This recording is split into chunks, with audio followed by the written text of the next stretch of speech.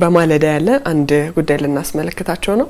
በደንብ እንቅስቃሴ ያለበት ቦታ ነው። ባልደረባችም እዛ አካባቢ ነው የምትገኘው፣ ጀርመን አደባባይ። ይህ አካባቢ ባለፈው ጊዜ ወይም ደግሞ ከሁለት ዓመት በፊት ከፍተኛ የሆነ የትራፊክ መጨናነቅ የነበረበትና ሰዎች በተለይም ደግሞ የስራ መውጫና መግቢያ ሰዓት ላይ የማይመርጡት ከመረጡትም ደግሞ ጊዜያቸው የሚባክንበት ቦታ ነበር።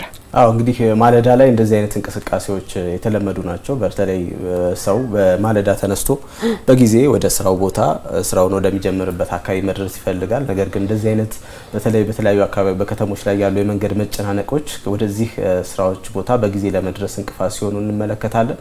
እንደዚህ አይነት የትራፊክ መጨናነቅ ያለባቸውን ቦታዎች ደግሞ በከተማዋ የተለያዩ አካባቢዎች ላይ ችግሮቹን ለመፍታት የተለያዩ ስራዎች ይሰራሉ። ከነዚህ ስራዎች መካከል እንግዲህ አሁን ባልደረባችን ቅድስት ብርሃኑ ያለችበት ስፍራ ማለትም የጀርመን አደባባይ የሚባለው እንግዲህ ከዚህ በፊት አደባባዩ ያለ ከፍተኛ የሆነ የትራፊክ መጨናነቅ ነበረ። አሁን የአደባባይ ተነስቶ በትራፊክ መብራት ተቀይሯል። እንደዚሁም ደግሞ በስፍራው እንደምናስታውሰው ከሰሞኑ የኮሪደር ልማት ተሰርቶ አካባቢው ልዩ ገጽታን የተላበሰ ነው። እስቲ ምን ይመስላል አሁን ሁኔታው የሚለውን ደግሞ ቅድስት ብርሃኑ ልታስመለክተን በቀጥታ መስመራችን ላይ አግኝተናታል። ቅድስት እንዴት አደርሽ? ያለሽበት አካባቢ የትራፊክ እንቅስቃሴ ሁኔታ ምን ይመስላል? መረጃዎቹን ብታጋሪ።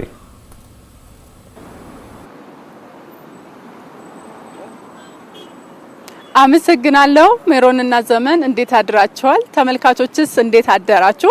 የምገኘው በተለምዶ ጀርመን አደባባይ ተብሎ በሚጠራው አካባቢ ነው። እንግዲህ እዚህ አካባቢ ከማለዳው 12 ሰዓት ተኩል ጀምሮ የትራፊክ እንቅስቃሴው ምን እንደሚመስል እየቃኘን ነበር።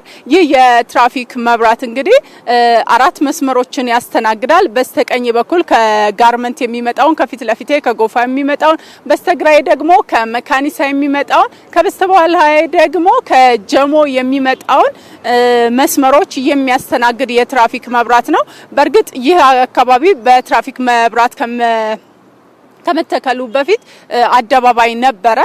እንግዲህ አደባባይ በነበረበት ወቅት ከፍተኛ የሆነ የትራፊክ መጨናነቅ የነበረበት እንደነበር የሚታወስ ነው። ነገር ግን ከአመታት በፊት ወደ ትራፊክ መብራት በመቀየር የዚህ አካባቢ የነበረውን የትራፊክ መጨናነቅ መቀየር ተችሏል። ይህንን ደግሞ በአካባቢው ያገኘዋቸው ነዋሪዎችና እንዲሁም አሽከርካሪዎች ነግረውኛል። እንግዲህ እዚህ በነበረን የትራፊክ ቅኝት እንግዲህ 4ቱም መስመሮች ይህንን የትራፊክ መብራት ይጠቀሙታል። በዋነኝነት ግን ከጋርመንት የሚመጣው መስመር የሚጨናነቅ ነው። በርካታ ተሽከርካሪዎች፣ የከተማ አውቶቡስ፣ ታክሲ እንዲሁም ሌሎች ተሽከርካሪዎች ወደዚህ ወደ መብራቱ የሚመጡበት ነው። ከጀሞም የሚመጣው እንዲሁ በተመሳሳይ የተጨናነቀ ነው። ምክንያቱም እንደሚታወቀው ወደ ጀሞ የጋራ መኖሪያ ቤቶች አሉ። እንዲሁም ወደ ጀርመን አብዛኛው የመኖሪያ አካባቢ እንደመሆኑ በዚህኛው መስመር የሚመጡ ተሽከርካሪዎች በርካታ ናቸው። ከጎፋና እንዲሁ ከመካኒሳ የሚመጣው ቀላል እንደሆነ መመልከት ችያለሁ። እንግዲህ በዚህ ሰዓት ያው ሰው ወደ ስራ ወደ ትምህርት የሚንቀሳቀስበት ዋነኛው ሰዓት ላይ እንደመሆኑ በርካታ ተሽከርካሪዎች የሚንቀሳቀሱበት ሰዓት መሆኑን ተመልክቻለሁ። ከተሽከርካሪዎች በተጨማሪም ደግሞ እግረኞች በዚህ አካባቢ ተቋማት እንዲሁም የትምህርት ተቋማትም የንግድ ተቋማትም ያለበት አካባቢ እንደመሆኑ በርካታ እግረኞች ሲንቀሳቀሱ ተመልክቻለሁ። በእርግጥ ይህ አካባቢ የኮሪደር ልማቱን ተከትሎ የእግረኞች መንገድ የተመቸ መሆኑ እግረኞች ሲንቀሳቀሱ ተመልክቻለሁ። ነገር ግን እንደ ችግር ከእግረኞች ጋር እዚህ ጋር የተመለከትኩት ነገር የትራፊክ መብራት ለተሽከርካሪዎች በበራበት ወቅት እግረኞች ሮጠው ለመሻገር ሲሞክሩ ተመልክቻለሁ። ይህ ደግሞ ሕይወትን የሚቀጥፍ እንዲሁም ለትራፊክ አደጋ የሚያጋልጥ ነውና እግረኞች ጥንቃቄ ቢያደርጉ መልካም ነው። ያው አንዳንድ አካባቢዎች የእግረኞች እንቅስቃሴ ከፍተኛ በሆኑ አካባቢዎች በመዲናዋ የበጎ ፈቃደኛ አስተባባሪዎች እንዳሉ ይታወቃል። እዚህ አካባቢ ምናልባት በጎ ፈቃደኞች ቢያስተባብሩ መልካም ይመስለኛል። ምክንያቱም አስቀድሜም እንደጠቀስኩት ትምህርት ቤቶች በስፋት ያሉበት ነውና ተማሪዎች በብዛት እንቅስቃሴ የሚያደርጉበት እንደመሆኑ በጎ ፈቃደኞች እዚህ አካባቢ ቢኖሩ መልካም ነው የሚል ሐሳብ አለኝ። እንግዲህ ይህ 4ቱንም ከጀሞ ከጋርመንት ከጎፋ እንዲሁም ከመካኒሳ የሚመጣውን መስመር በትራፊክ መብራት የሚስተናገድ ቢሆንም የትራፊክ ባለሙያዎች በስፍራው ሲያስተባብሩም ተመልክቻለሁ።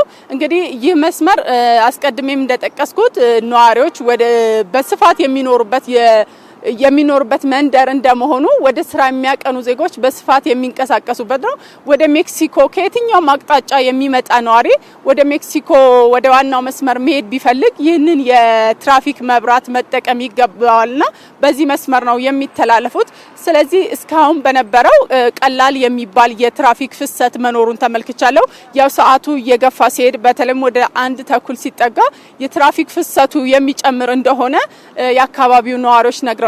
ስለዚህ አስቀድሞ መውጣት መልካም ነው የሚል ሀሳብ አለኝ።